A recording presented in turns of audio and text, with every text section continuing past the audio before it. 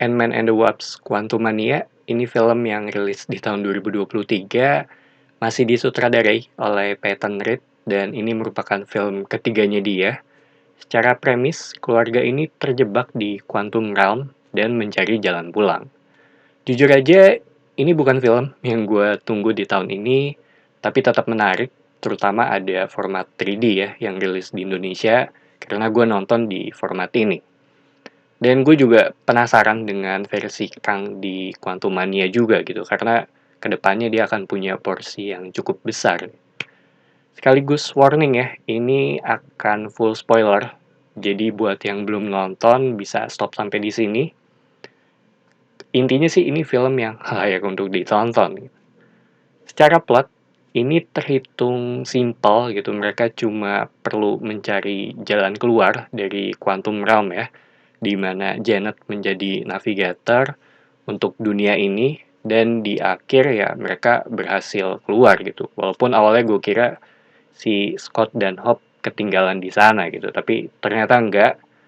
Dari sisi villain utamanya ya, di film ini, buat gue sendiri, Kang versi ini cukup mengerikan, cuma dari sisi kekuatannya belum terlalu jelas gitu. Mungkin disimpan buat nanti kali ya. Dan gue juga nggak baca versi komiknya, nggak mau baca juga gitu, biar gue fokus ngikutin di versinya MCU aja gitu. Cuma yang nggak gue sangka kalau si Janet ternyata udah tahu Kang dari cukup lama gitu. Dan nggak sengaja ngebantu dia juga gitu untuk ngebenerin peralatannya gitu, walaupun dari sisi cerita masih terhitung masuk akal ya. Jadi sejauh ini kita udah ngelihat dua varian dari Kang. Yang pertama itu ada di versinya Loki, dan kedua ada di Quantum Mania ini gitu. Gue sendiri lebih mengerikan yang Kang di film ini gitu, karena lebih fisikal juga. Kalau yang di Loki kan lebih psychological ya. Dan gue juga belum ngelihat pemimpin dari semua Kang ini gitu, walaupun di post credit scene ada sedikit teasernya mengenai apa yang akan terjadi ke depannya juga gitu. Cuma yang jadi pertanyaan gue adalah, apakah tiap Kang ini punya kemampuan yang sama atau berbeda-beda gitu? Soalnya kalau ngomongin alternate universe ya, si Captain America sama Captain Marvel kan berbeda. Ya mungkin kedepannya akan ada sedikit penjelasannya gitu, karena ini kan masih berada di tahap yang awal banget gitu. Gue juga nggak nyangka dia mati di sini. Awalnya gue kira dia akan kabur gitu. Sedangkan Modok, sebenarnya ini udah cukup banyak klik di mana-mana ya gitu. Cuma pas reveal jadinya nggak terlalu surprise juga gitu. Gue suka dengan animasinya, buat gue ini lucu dan agak konyol aja jadinya, dan in a good way ya. Jadi cukup balance sih di film ini, si Kang yang serius dan cukup intens, sedangkan si Modok ini lebih ke arah lucunya gitu.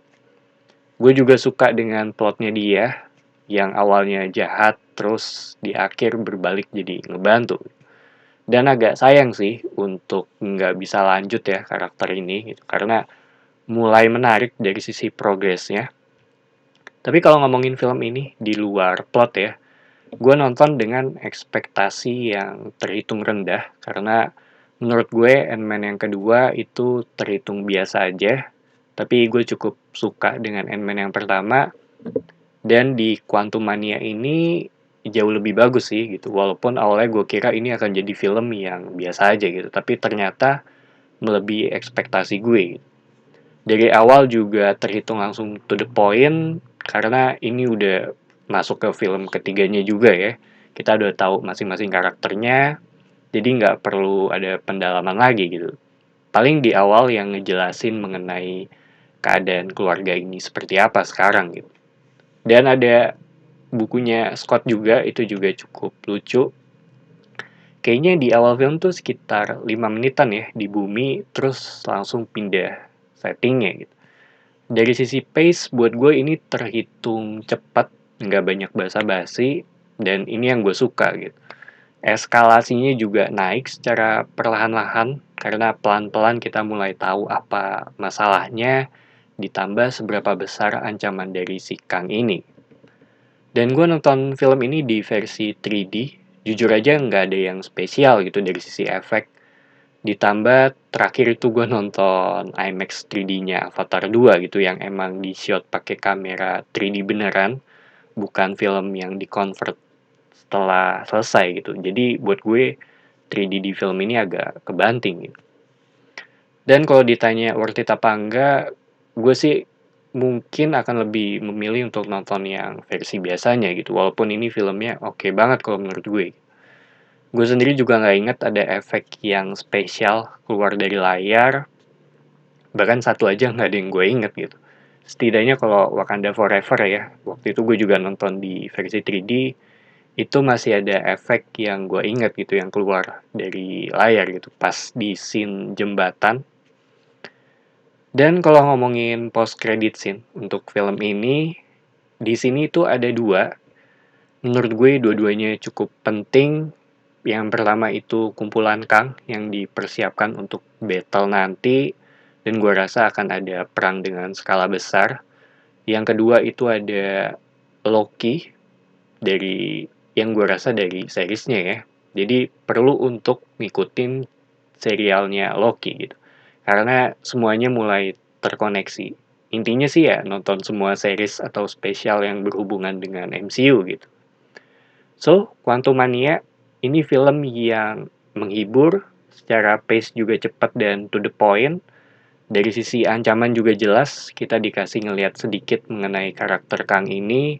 Dan ada dua credit scene yang cukup penting menurut gue. Kalau ditanya rekomen apa enggak untuk ditonton, buat gue iya sih. Jadi itu aja opini gue mengenai film ini. Thank you for watching. It's me Patrick signing off.